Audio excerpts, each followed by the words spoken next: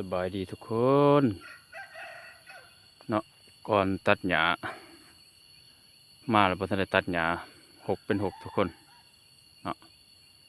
เดี๋ยวจะได้เร่งตัดหญ้าเลยทุกคนสวนมะเงาะก่อยหญ้าพี่ลึกไปเฮ็ดเวียก42 วันก็มาทางนี้หญ้าขึ้นท่วมไปเลยเนาะจะได้เร่งตัดหญ้าตัดกิ่งไผ่อนามัยทุกอย่างเนาะเดี๋ยวจะอัปเดตไปแต่ละขั้นตอนทุกคนหลังจากตัดหญ้าไปผ่านไป10 กว่าวันทุกคนหญ้าก็เริ่มยาวขึ้นมากขึ้นคือเก่าเนาะคืนนี้ฝนตกแห้งอีหลีทุกคนจนน้ำสิล้นหนองสระก็สั่งเลี้ยงกบเพิ่นเพิดตัวนี้มันใส่ห้าวมัดไว้พอดีเพียงกับริมสระแต่ฝั่งสระมันก็เลยเฮ็ดให้กระสังกับน้ำห่างกันประมาณคืบหนึ่งหรือว่า20 เซนเลยทุกคนกระสังตัวทมิดตัวที่1ของเพิ่นกบสิออกเบิดก็เลยใหญ่กบจากกระสังตัวนี้มาหากระสังตัวที่2กระสังตัวที่2นี่ใส่ใส่กระตุกเนาะตัวนี้เฮาเฮ็ดเป็นโค้งข้างในแล้วมัดกระตุกใส่มักให้น้ำให้กระสังย้อนน้ำลงไปประมาณ20 เซนบ่30 เซนเฮาก็มัดกระตุกใส่เนาะแบบนี้สบายน้ำขึ้นเท่าไรมันก็ฟูขึ้นมาเนาะกระสังแบบนี้โอเคถือว่าผ่านกระสังตัวนี้บ่ผ่านกระสังตัวนี้ถ้าว่า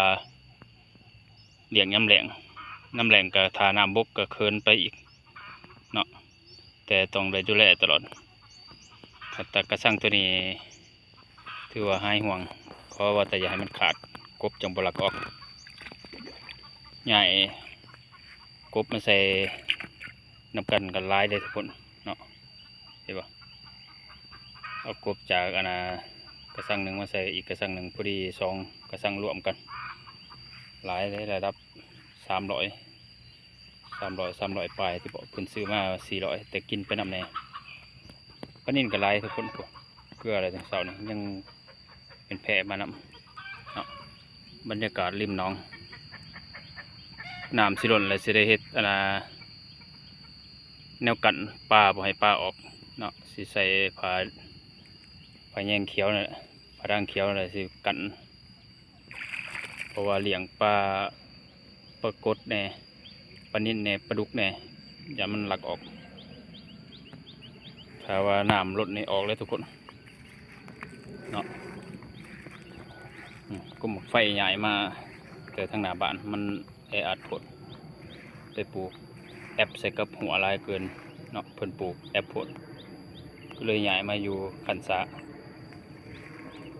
คือสิหลอดเลยฝนตกใส่ตลอด2 มื้อ 3 มื้อเลยเนาะใส่ผ้าแสลนกลางแดดให้หน่อยนึงน่าจะหลอดนะเนาะดาต้นมะม่วงก็ย้ายมาปลูกใหม่อีก4-5 ปีน่าจะไปทมคักเลยผู้น้องเนาะแต่ว่าอยากฆ่าร้ายพี่ทุกคนที่พยายามปลูกต้นไม้ใส่ลายๆให้มันงำอยากฆ่าพอบ่อยากฉีดยาเนาะเขาปลูกต้นไม้กินหมากไม้นั่นไม้นี้ก็เลยบ่อยากปลูกบ่อยากฉีดยามันยันมีสารเคมีตกค้างเนาะต้นน้อยนาต้นสับปะรดใหญ่ออกมาสับปะรดเกิดเพิ่นไปปลูกอยู่ห่มโพดบ่เป็นหมากเถื่อตัวนี้ต้นขี้เหล็กไว้ออมตัวนี้บ่ได้ฟันทิ้งเลยทุกคนตัวนี้มีต้นขี้เหล็กนำเก็บหยอดมาเก็บออมขี้เหล็กใส่นางงัวนางขวายโอ้คักอีเลยทุกคน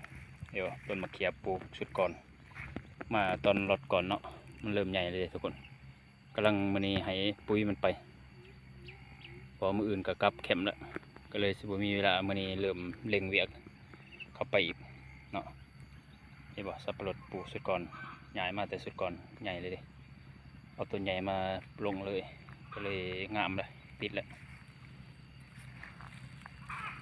เนาะอัปเดตไปเรื่อยๆตัวนี้สิถ่ายคลิปยาวให้เบิ่ง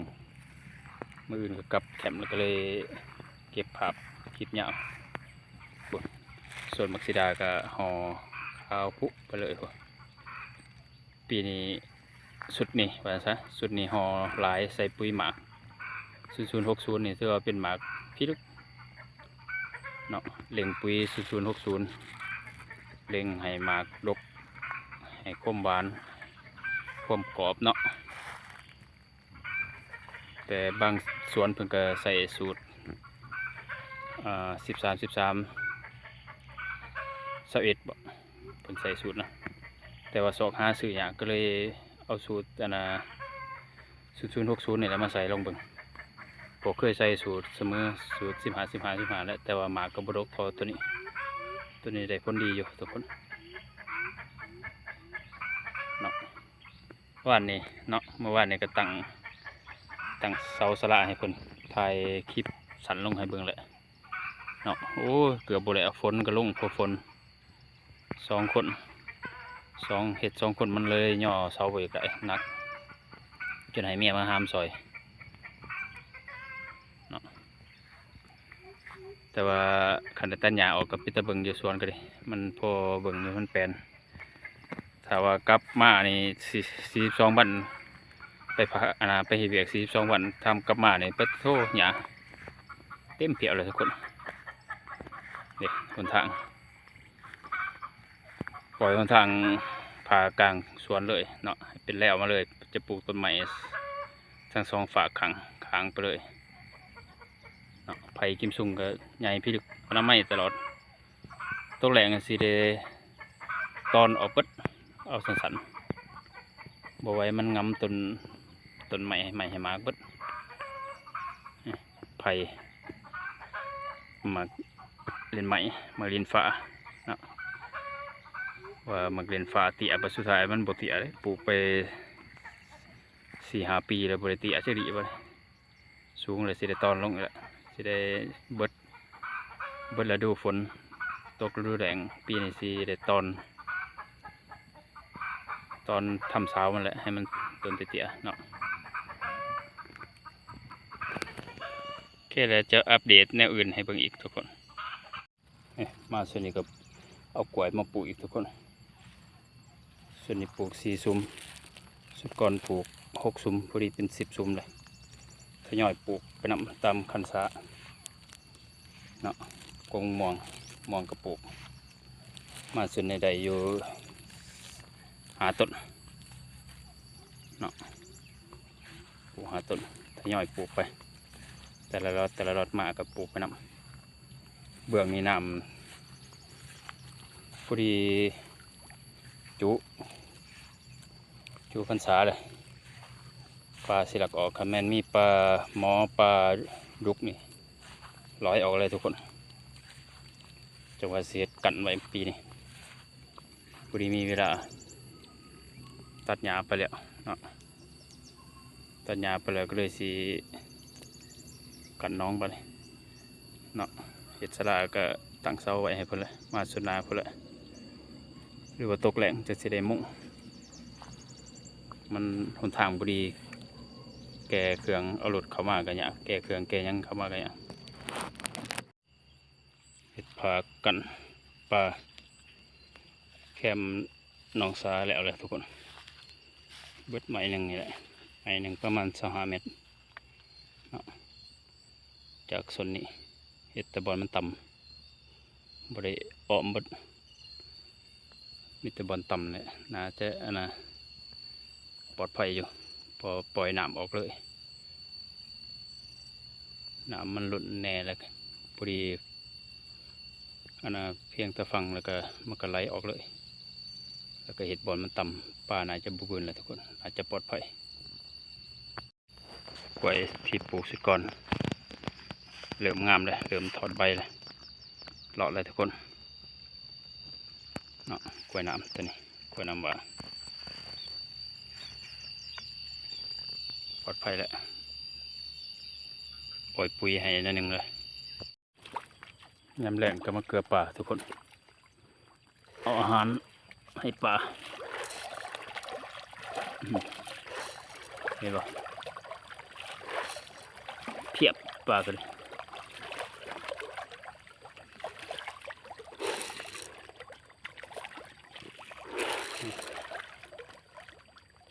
ยังบ่หลายปานใดทุกคน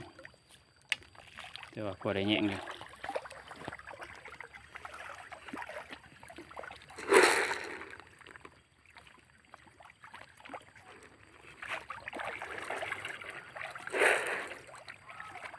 มีปลามีกบทุกคนปลานิลใหญ่เด้พอกินเลยพอปิ้งเลยได้ตัวหนึ่งก็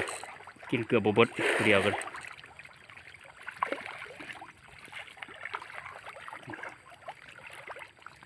ปลาดุกยังเหลือ2 ตัวมันออกไปบดหากหลอมผาปีนี้น่าจะไปบ่ได้แล้วเนาะกบไปเลยเดี๋ยวเอาอาหารให้กบก่อน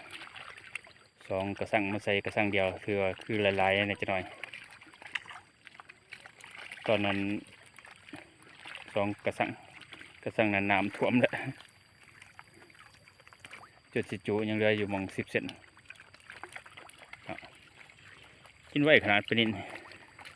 เดียวเกียงซับเกียงตับ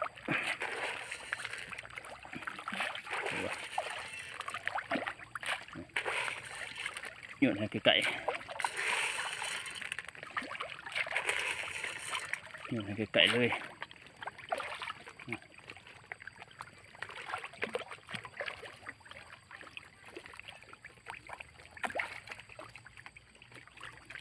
เป็นแล้วโอ้โหหัวอาหารมะลิใส่กับผักตบสวะกบไปปลาเต๋อเลยใหญ่เลยดูว่าตัวเด็กก็บางใหญ่เลย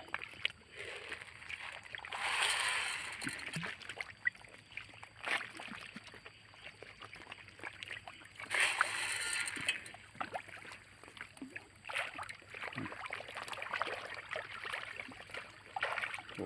บเดียวเกียงตับ ตัวเด็กก็บอกเกาะเลยปนินกินไว้ขนาด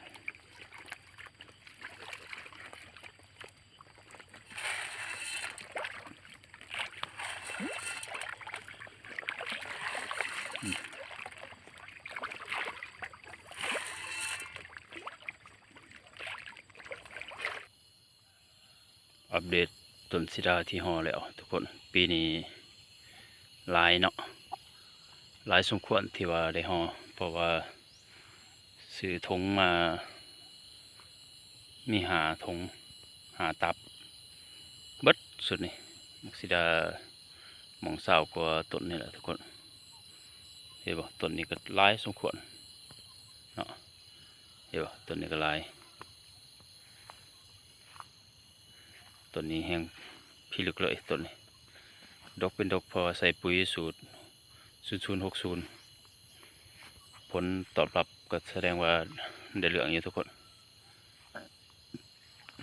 ดอกจนห่อ3 มื้อ4 มื้อก็บ่แล้วเนาะห่อผู้เดียวขึ้นลงอย่างนั้นมันอยากสูงเนี่ยมันก็เลยห่ออยากสะเนาะตอนช่วยสิได้มาการออกการงาได้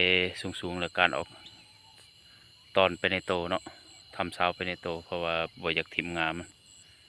เอางามันไปขยายต่ออะโวคาโดก็ต้นใหญ่นะแต่หังผมดอกอยู่ปีนี้หังประจับเลี้ยงไว้ต่อ5 ปีเลย5 ปี 6 ปีเลยยังบ่มักลิ้นจีต้นนี้บ่ใหญ่ไปเลยแต่ว่าให้ปุ๋ยไปเริ่มถอดยอดเลยปงยอดใหม่เลยต้นใหญ่ต้นนี้พอบ่ออกเนาะกำลังออกยังเห็นอยู่บ่ทันลายยอดต้นนี้ลายยอดเลยต้นนี้ยังยอดเต็มเลยเต็มต้นเลยงามเลยปีนี้บ่ฮู้ว่าสิดอกบ่เนาะเงาะพันธุ์โรงเรียนปลูกก้อนโมได้4-5 ปีเลยแต่ว่าดอกอยู่ปีนี้แต่ว่าหมากบ่อยากจับ มีดำหน่วย2หน่วยจับกับบ่งามเนาะเดี๋ยวบ่หมาก หมากบ่งามจับอยู่บ่หลายเนาะอย่าเลี้ยงใหม่ไปเรื่อยๆดูแลต่อไปลำไย2ต้นก็ได้ตกแต่งได้อนามัยไปเนาะให้มันลงๆคนพอใบหลายโพดปีนี้บ่หมากซ้ำเนาะใบหลายบ่หมากให้ปุ๋ยหมากไปกับบ่หมากเนาะก็เลี้ยงไว้เป็นห่มให้ไก่ดินจีต้นกับบักใหญ่ยังบ่หมากอยู่ฝรั่งแปลงที่2เนาะแปลงปลูกสุดใหม่เริ่มต้นใหญ่เลยเด้ทุกคนปีนี้ได้ห่อหลายเติบเลยเนาะเบิดเป็นทุกอย่างเบิดเป็นตับเนาะมีอยู่ประมาณปลูกในนี้เต็มแปลงนี้30 กว่าต้นเนาะปลูกห่างเลยบ่ได้ปลูกทีปานใดเริ่มได้ห่อหลายแล้วแต่ละต้นก็เลยแต่หมากก็ยังทยอยมาเรื่อยๆเนาะหลังจากห่อแล้วก็ให้ปุ๋ยไปนำให้ปุ๋ยอันน่ะ0060เนาะเร่งความหวานความกรอบเพิ่นว่าเนาะถึงเป็นหมากพร้อมสีดาเนี่ยถ้าเฮาบ่ตัดยอดมันก็จะบ่ออกดอกต่อเนาะเฮาห่อไปนำตกแต่งไปนำตัดยอดไปนำหญ้าก็เริ่มขึ้นหลายแล้วสิได้เล็บหญ้าแล้วมันเพราะว่าตอนแรกก็สิได้กลับแคมป์แล้วเริ่มเล็งเข้าไปแล้วสวนพริกสวนมะเขือเนาะได้ตัดหญ้าไปสุดหนึ่งเลยได้ขุดคุ้มได้อนามัยหญ้าในเงาคุ้มเพิ่นใส่ปุ๋ยให้เพิ่นแหละมาสุดาคือน่าจะได้กินน่าจะเป็นหมากแหละส่วนนี้กำลังได้กิน2-3 หน่วยบ่หลายปานใดแก้วมังกรปลูกไก่ฟังน้องตัวนี้น้องน้อยเนาะบ่ทันได้อนามัย6สิได้ไว้เลี้ยงปลายามแล้งน้องน้อยยามฝนบ่ได้น้ำบ่พอสิเอาน้ำน่ะแสงเข้ามาใส่เนาะเห็นบ่แก้วมังกรเฮ็ดข้างให้เพิ่นแหละทำข้างให้เพิ่น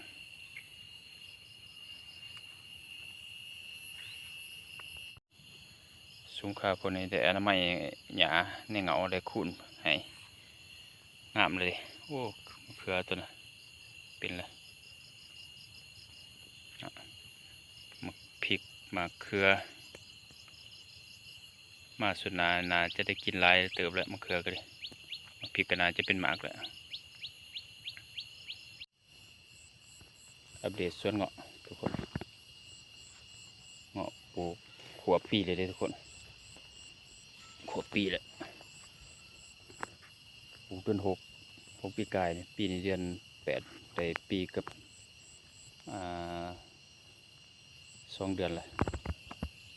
ใหญ่เลยต้นได้ก็เพียงพอดีเพียงหัวเลยทุกคนต้นใหญ่สุดในเพียงหัวเนาะหญ้าก็เริ่มร้ายขึ้นมาอีกแล้วเริ่มปงขึ้นมาอีกแล้วโอเคอัปเดตให้เบิ่งสำนึกก่อนทุกคนเจอกันคลิปหน้าทุกคนฝากกดไลค์กดติดตามคือเก่าเด้อขอบใจหลายๆที่เข้ามาเยี่ยมชม